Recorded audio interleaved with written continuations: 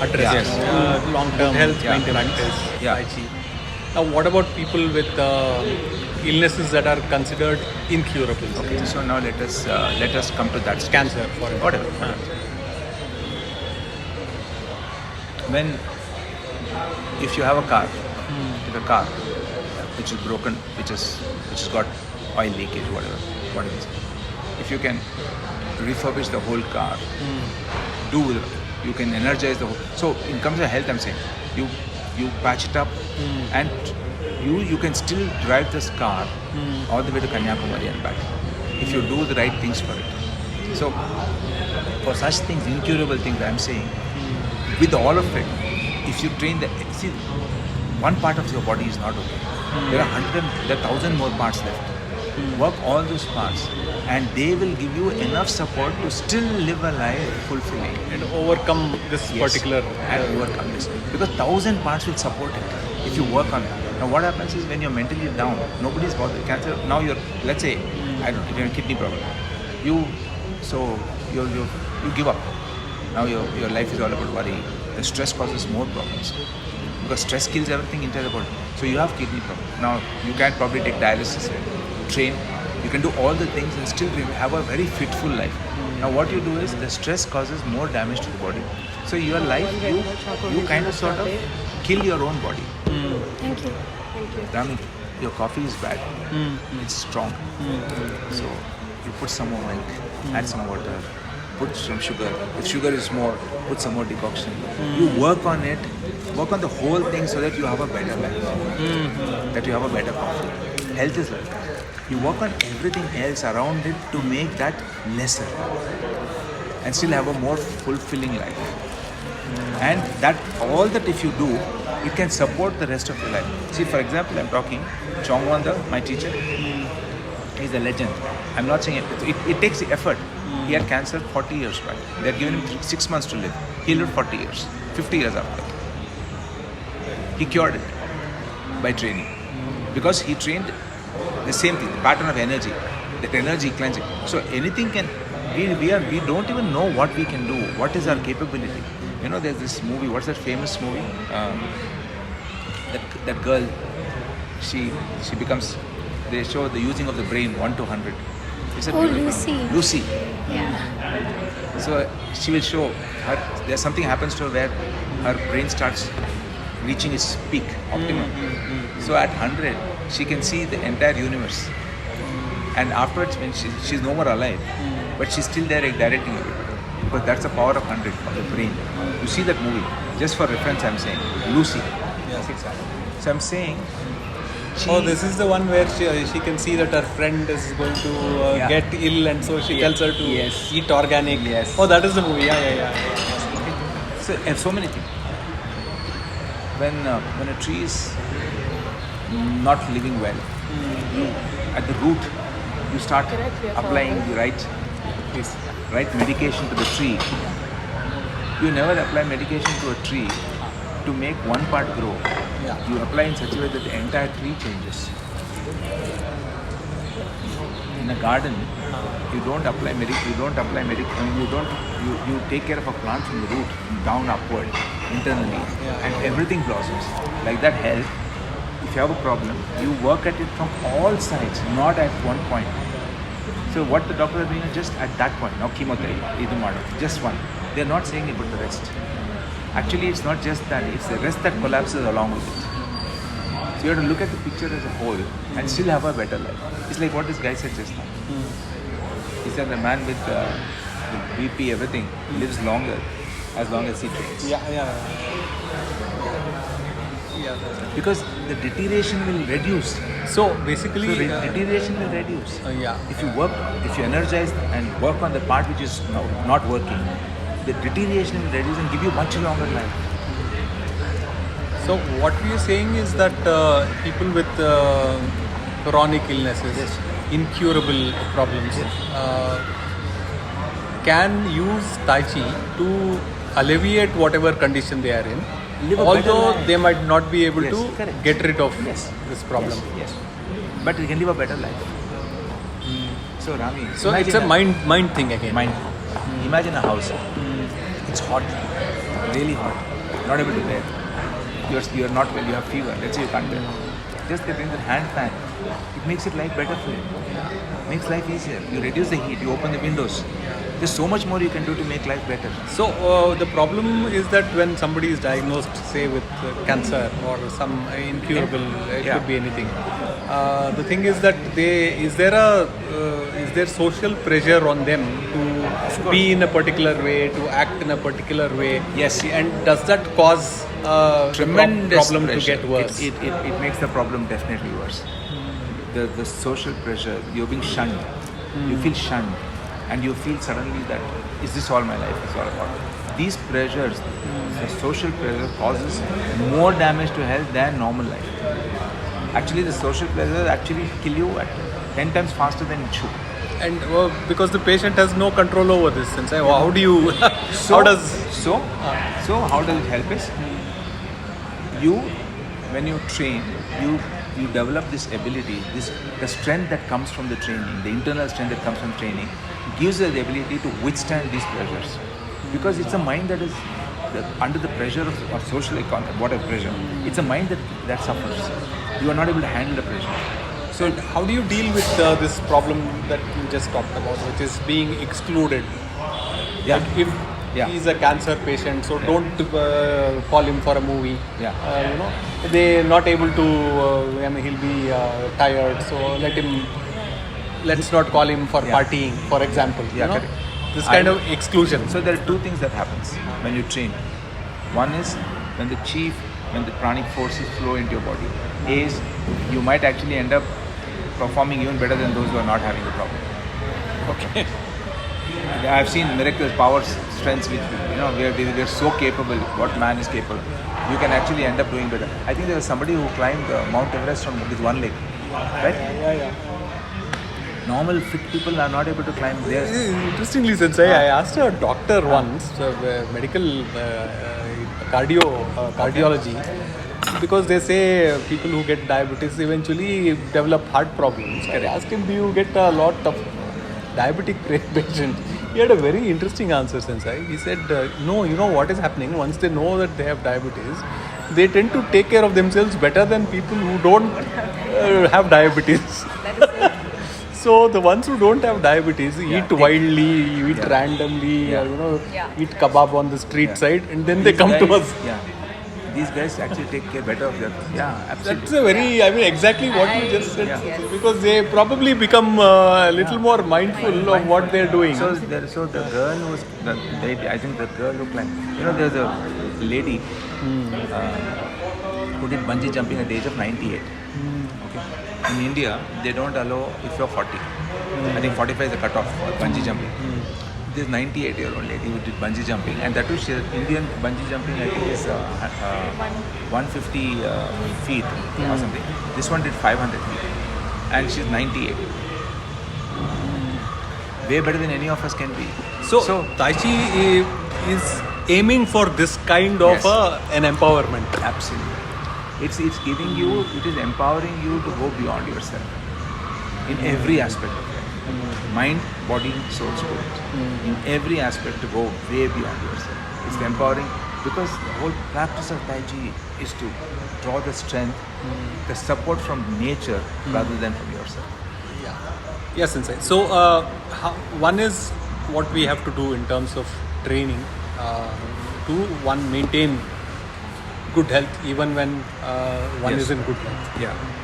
Yeah. What one has to do to improve health when one is in poor health. Correct. 2. And the third thing is what we have to do when we have ailments in the body that are being treated simultaneously by specialists in whatever field. Correct. That is 3. 4 is what does one do when there's an incurable disease in the picture. Correct. And how does one overcome whatever comes from it, which could be medical, which could be what kind of medicines we are taking, which will probably pull us down because after effects and all that. And 2, the non-medical aspect, which is the social aspect. Yes. Where people treat you a different way, differently you. because they shun you. They probably keep telling you that you can't do it. Yeah. It happened during COVID. People unnecessarily shunned them. They acted as if they're lepers or something, poor things. The way they treated COVID people. And so many died because of that stress itself, Yeah, right? yeah. Today, you talk about the normal thing like fever. That's a problem. Things change. Yeah. We can't. We shouldn't get stuck anywhere. So does the body change. You should not say that this is not possible. The first thing you have to give up is saying that it's not possible. Things change. Everything changes. Hello. I have no idea. No idea. Yes, sir. So, what is the? How do you? What is the philosophy? The food philosophy of Tai Chi.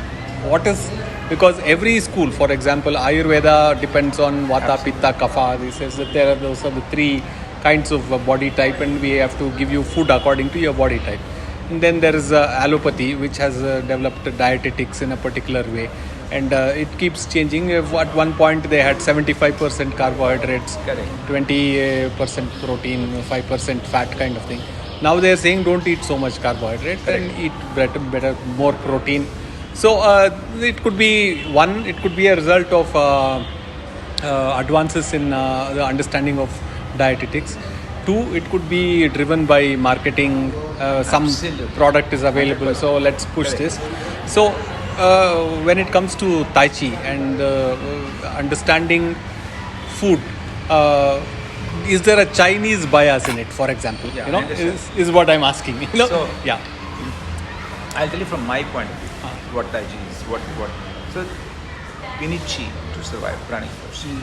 We believe that Chi is in the body, Chi is in nature, and Chi is in food.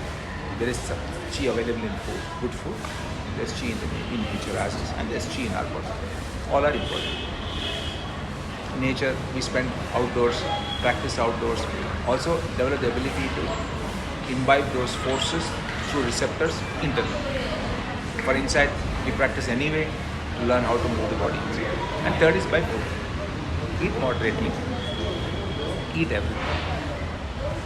Don't believe in, from my point of view, I don't believe in not having any, not saying this is right, that's good, this is bad. I don't. Avoiding a particular I don't kind of avoid, food because is it not. only brings more desire. You might keep off something, but your desire for that will only increase more and more. And anything that when the desire increases strongly, it causes stress. Like you say, I won't eat sweets, for example. Sweets are not good, so I will not touch it. But then there's the smell of sweets, the look of it, the taste. You know it's nice, you want it. And also but you stay. feel you're left out. You again feel like a leper. You feel like, I know I'm an outcast somewhere. And you're so rigid that for your health's sake you don't eat. I think eat a sweet and it de-stresses. Being mindful is being happy in every sense of it. So my opinion is eat everything, but be sensible, that's what I'm saying. Eat curd, eat vegetables, eat your non-veg, eat sweet, eat everything moderately, eat everything balanced. Just flow. Eat.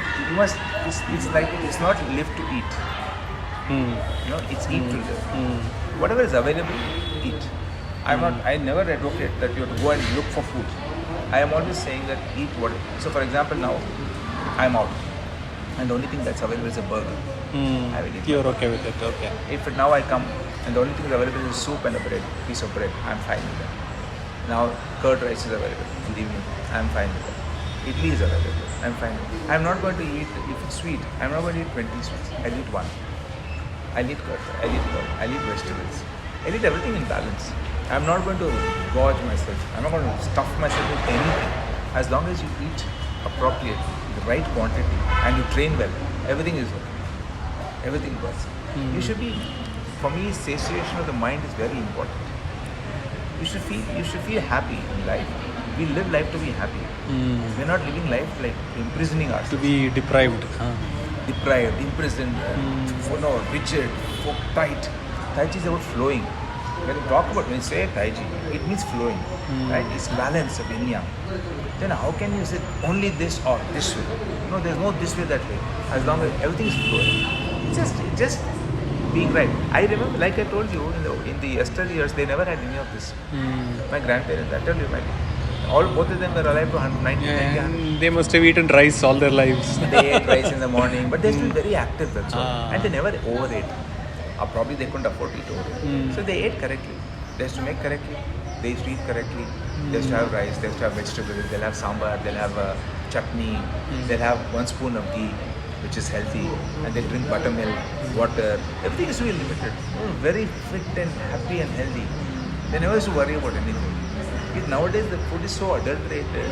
Everything is just fast food, junk food. That is why all the problems are there. So they are saying, no, don't do this, don't do this, because people are eating all.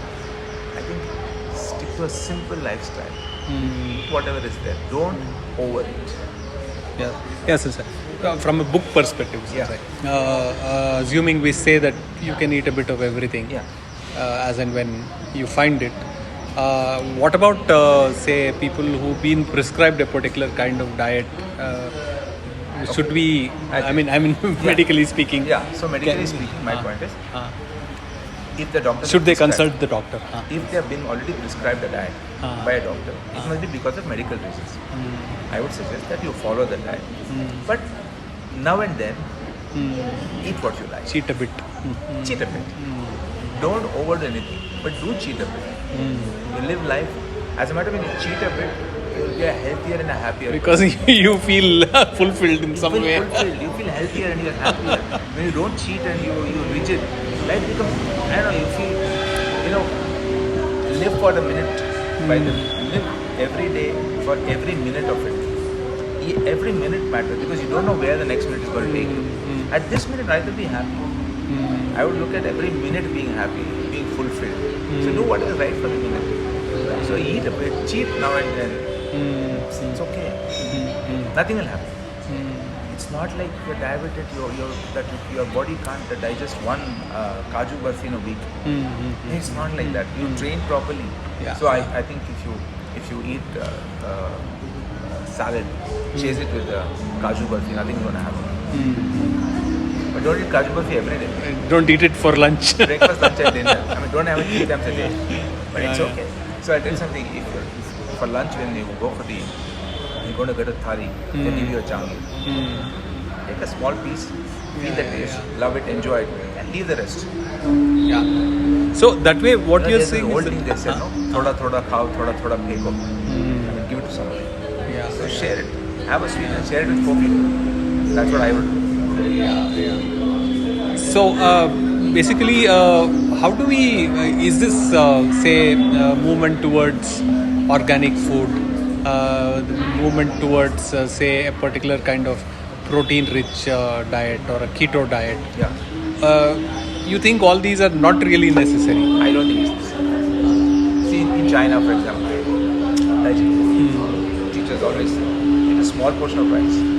They eat fish. Their food will have fish. It will have chicken. It will have a lot of veggies. It will have a lot of veggies. There will be a soup. There will be a soup. They share, of course. All of this will be on the table.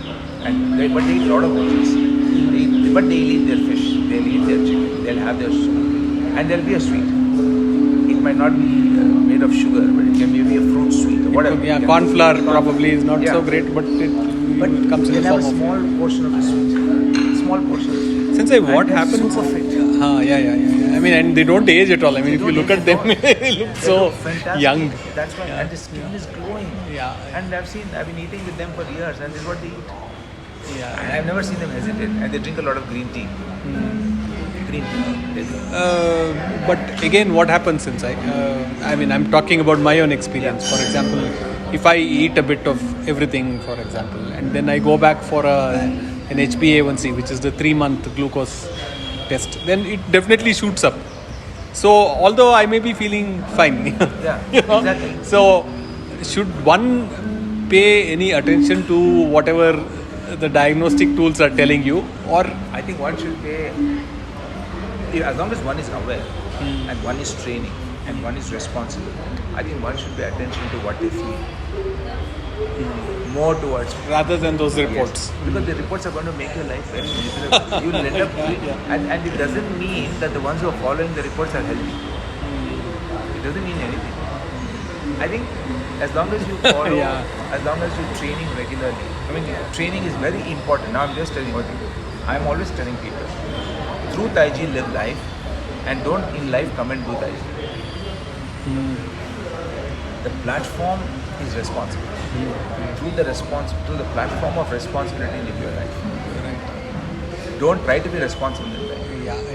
Yeah, Sensei. So this chapter will need one more of those illustrative, Tai Chi demos. Yeah. And let's say for all three things combined. One is maintaining good health. Two is improving poor health, which is there is some ailment. Three, living with an incurable problem. Correct. Three things. Yes. Is there a common Tai Chi procedure, a demo that we could say? This is what you must do every day. So you are saying that some technique for all of them. Some technique. Of course. Or should we have one for each of those? One is for Maintaining good maintaining. health. Second Two is is for- living with an ailment which is not incurable but which is probably around for a long time, like hypothyroidism. I think we can everything that you notice from the bottom going. I think we can do one for all three. Okay. Which is the first, and it will work accordingly. It will work accordingly. For example, if you take to maintain fitness, a tablet for headache, not it has